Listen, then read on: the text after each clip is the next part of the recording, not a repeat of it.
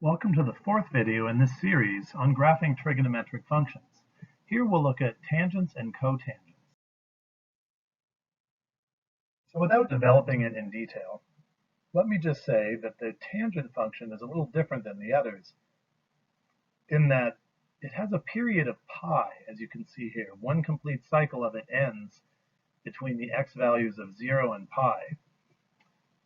And the cotangent graph also has a period of pi, and one cycle of that also ends at the x value of pi.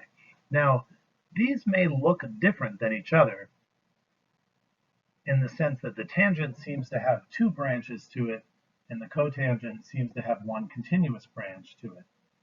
And that's the way that we tend to see them when we look at them from 0 to pi, which is the traditional graphing period for tangent and cotangent. But it's worth noting that the tangent function that is actually a repeating series of these continuous waves, if you will. And when we look exclusively from 0 to pi, it appears as though we're looking at two different branches.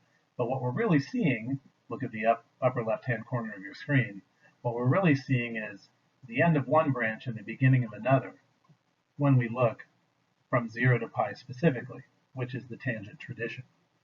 And the cotangent is also an infinite sequence of repeating curves, or whatever you want to call them.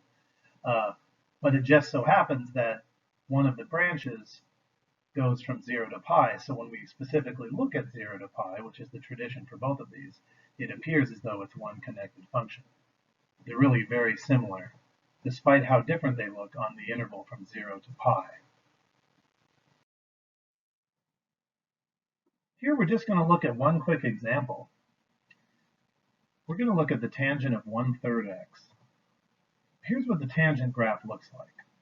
And one of the things you may remember from graphing via transformations, which had nothing to do with trigonometry, but just the general notion of how do functions transform when we add additional elements to them, we know what this 1/3 is going to do. It's going to have a horizontal stretch by a factor of 3 away from the y-axis. So how does that impact our graph? We'll take a look at the tangent graph there. First, every point on that graph is going to essentially triple its distance away from the y-axis. So in particular, that means the asymptote at pi over 2 and the end of the period at pi are also going to triple their distance away from the y-axis. So watch the asymptote at pi over 2. It will stretch out to 3 times as far away, or 3 pi over 2. And the endpoint pi, keep an eye on the pi there, will stretch out to 3 times the distance, or 3 pi. But you'll have the same general shape conforming to the asymptotes and the end of the period, except it's stretched out.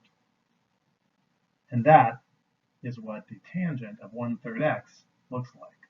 Now we won't do any other examples in this video, but the general theme to keep in mind is that tangent functions and cotangent functions perform the same way and have the same rules of graphing via transformations that everything else does. So if you just memorize the basic tangent, then you'll be able to apply the rules of transformations to that in the same way that you would in a non-trigonometry problem.